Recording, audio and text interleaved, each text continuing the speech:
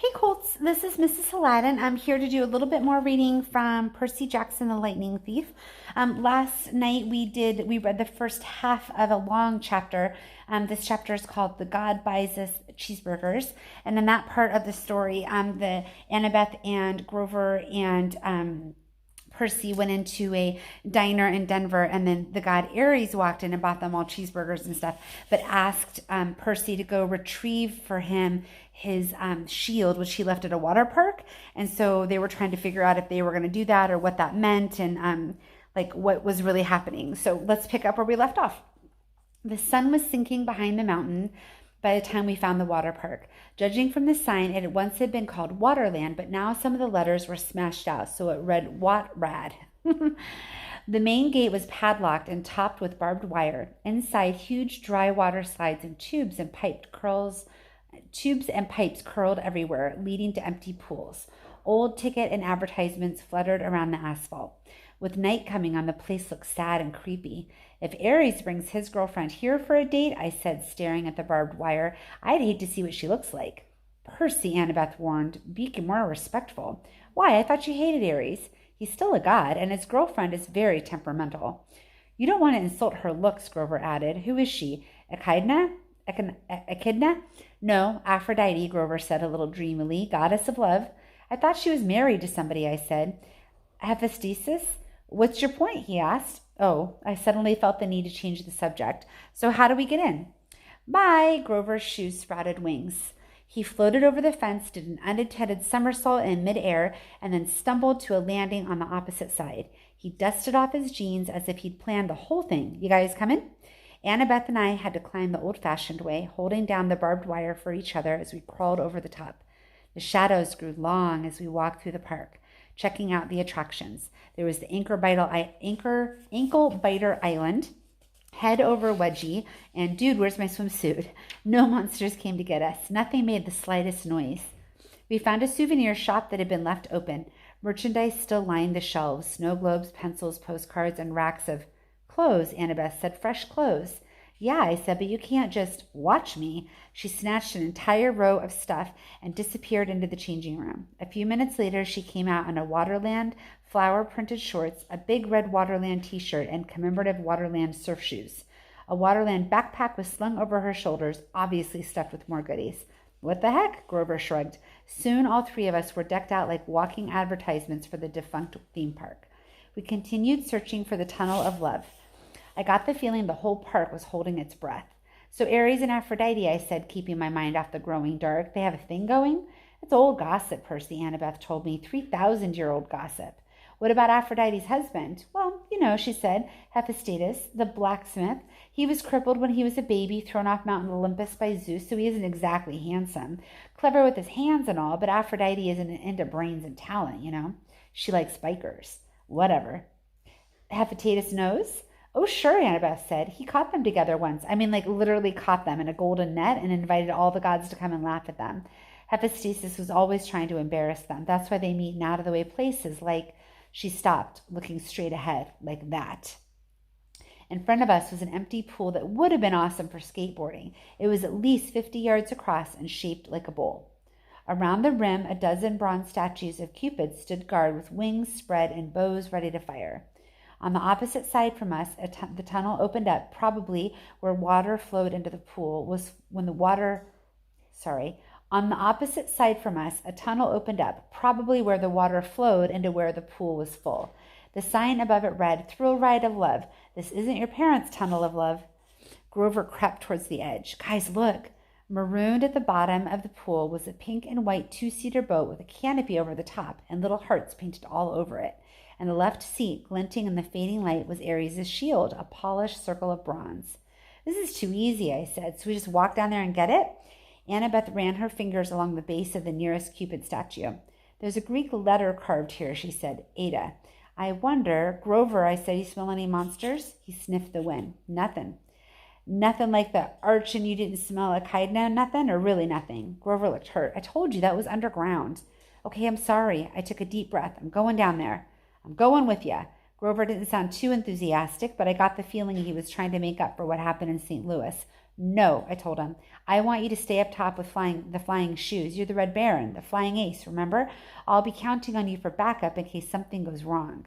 Grover puffed up his chest a little. Sure, but what could go wrong? I don't know, just a feeling. Annabeth, come with me. Are you kidding? She looked at me as if I dropped her from the moon.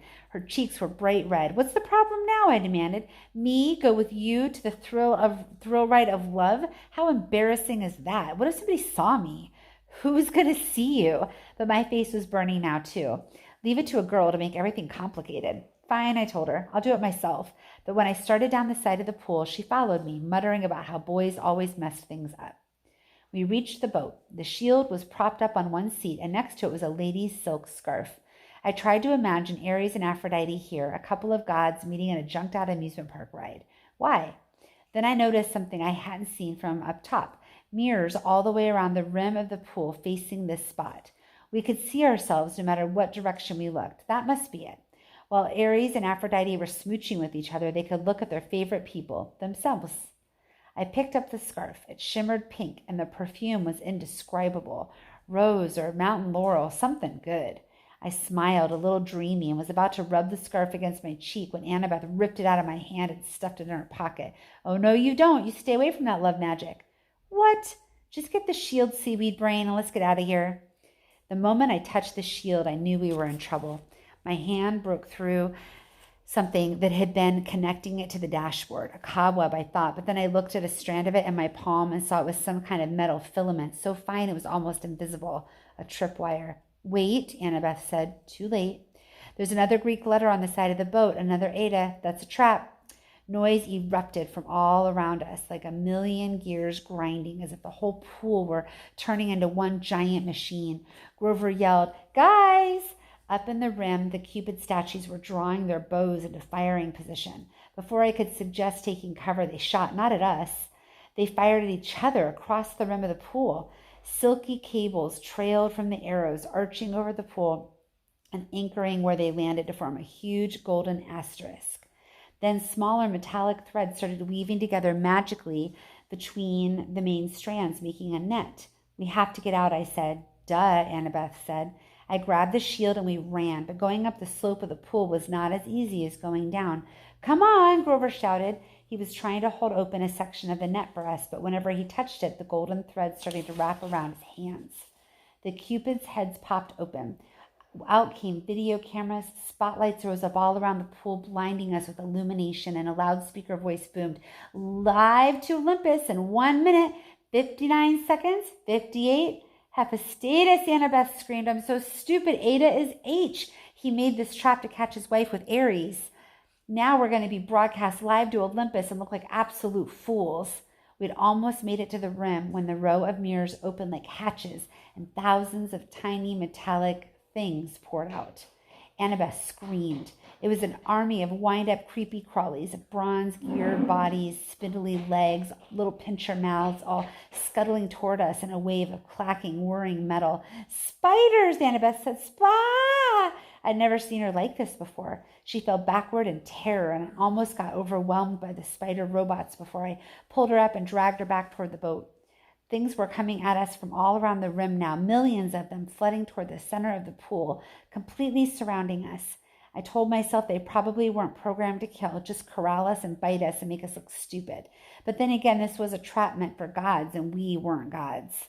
Annabeth and I climbed into the boat. I started kicking away the spiders as they swarmed aboard.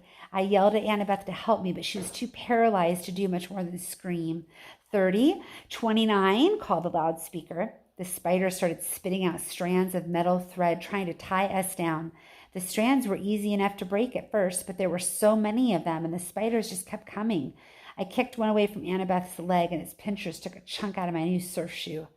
Grover hovered above the pool in his flying sneakers, trying to pull the net loose, but it wouldn't budge. Think, I told myself, think. The tunnel of love entrance was under the net. We could use it as an exit, except it was blocked by a million robot spiders. 15, 14, the loudspeaker called. Water, I thought. Where does the ride's water come from? Then I saw them, huge water pipes behind the mirrors where the spiders had come from. And up above the net, next to the Cupids, a glass-windowed booth that must be the controller station. Grover, I yelled, get into that booth. Find the on switch. But do it. It was a crazy hope, but it was our only chance. The spiders were all over the prow of the boat now. Annabeth was screaming her head off. I had to get us out of there. Grover was in the controller's booth now, slamming away at the buttons. 5, 4. Grover looked at me hopelessly, raising his hands. He was letting me know he pushed every button, but still nothing was happening. I closed my eyes and thought about waves, rushing water, the Mississippi River. I felt a familiar tug in my gut. I tried to imagine that I was dragging the ocean all the way to Denver.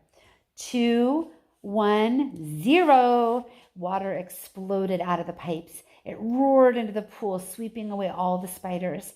I pulled Annabeth into the seat next to me and fastened her seatbelt just as the tidal wave slammed into our boat, over the top, whisking the spiders away and dousing us completely, but not capsizing us. The boat lifted, turned in the flood, and spun in circles and around the whirlpool. The water was full of short-circuiting spiders, some of them smashing against the pool's concrete walls with such force they burst. Spotlights glared down on us. The Cupid cams were live, rolling to Olympus. But I could only concentrate on controlling the boat.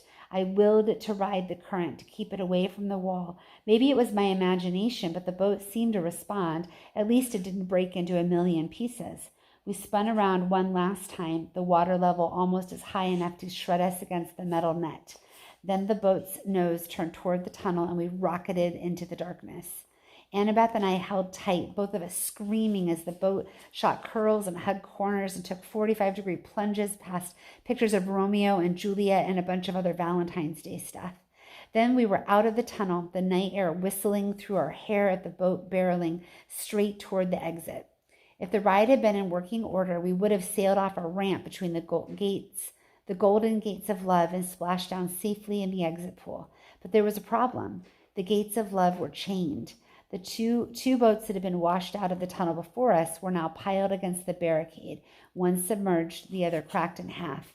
"Unfasten your seatbelt," I yelled at Annabeth. "Are you crazy? Unless you want to get smashed to death." I strapped Aries' shield to my arm. "We're going to have to jump for it." My idea was simple and insane. As the boat struck, we would use its force like a springboard to jump the gate. I heard of people surviving car crashes that way, getting thrown 30 or 40 feet away from an accident. With luck, we'd land in the pool. Annabeth seemed to understand. She gripped my hand as the gates got closer. "On my mark," I said. "No, on my mark." "What?" "Simple physics," she yelled. "Force times the trajectory angle." "Fine," I shouted. "On your mark." She hesitated, then yelled, "Now!" Crack! Annabeth was right. If we'd jumped when I thought we should have, we would have crashed into the gates. She got us maximum lift. Unfortunately, that was a little more than we needed. Our boat smashed into the pileup, and we were thrown into the air, straight over the gates, over the pool, and down towards solid asphalt. Something grabbed me from behind. Annabeth yelled, "Ouch!" Grover. In midair, he'd grabbed me by the shirt and Annabeth by the arm and was trying to pull us out of a crash landing. But Annabeth and I had all the momentum. "You're too heavy," Grover said. "We're going down." We spiraled toward the ground, Grover doing his best to slow the fall. We smashed into a photo board, Grover's head going straight into the hole where the tourists would put their faces, pretending to be, "No, the friendly whale." Annabeth and I tumbled to the ground, banged up but alive. Aries' shield was still on my arm. Once we caught our breath, Annabeth and I got Grover out of the photo board and thanked him for saving our lives. I looked back at the thrill of ride love. The water was subsiding. Our boat had been smashed to pieces against the gate. 100 yards away at the entrance pool, the Cupids were still filming. The statues had swiveled so that their cameras were trained straight at us, the spotlights in our faces. "Show's over," I yelled. "Thank you. Good night." The Cupids turned back to their original positions. The lights shut off. The park went quiet and dark again, except for the gentle trickle of water into the thrill ride of love's exit pool. I wondered if Olympus had gone to a commercial break or if our ratings had been any good. I hated being teased. I hated being tricked. And I had plenty of experience handling bullies who liked to do that stuff to me. I hefted the shield on my arm and turned to my friends. "We need to have a little talk with Aries." Bum, bum, bum. Okay. The next chapter, this is kind of an interesting one. It's chapter 16. It's called "We Take a Zebra to Vegas." We'll read more tomorrow. Bye, friends. See you guys later. Take care.